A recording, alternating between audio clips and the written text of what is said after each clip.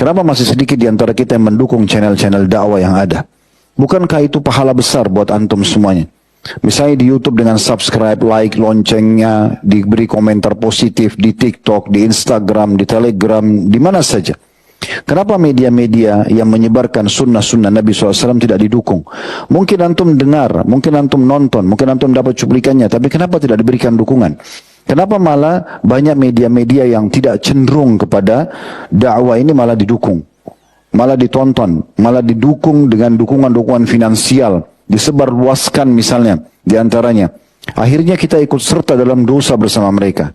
Atau mungkin ajaran-ajaran sesat yang tidak benar, kemudian sibuk ditonton dan dijadikan sebagai bahan candaan atau misalnya disebarluaskan.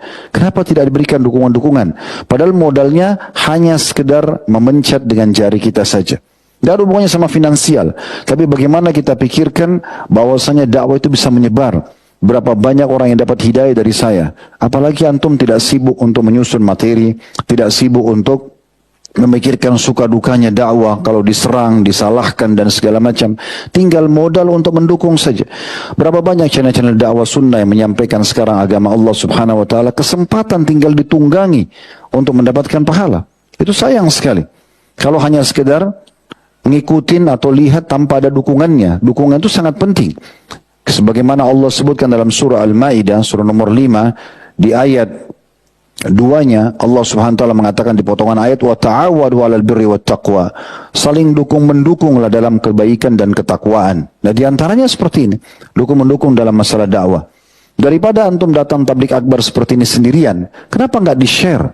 Ada flyernya, ada cuplikan untuk ajakan bisa nonton live. Kenapa nggak disebarluaskan? Daripada sendirian masuk surga, sendirian dapat pahala, kenapa nggak diajak orang lain? Kenapa nggak diramaikan masjid sampai sesak, tidak ada orang, tidak ada tempat untuk duduk?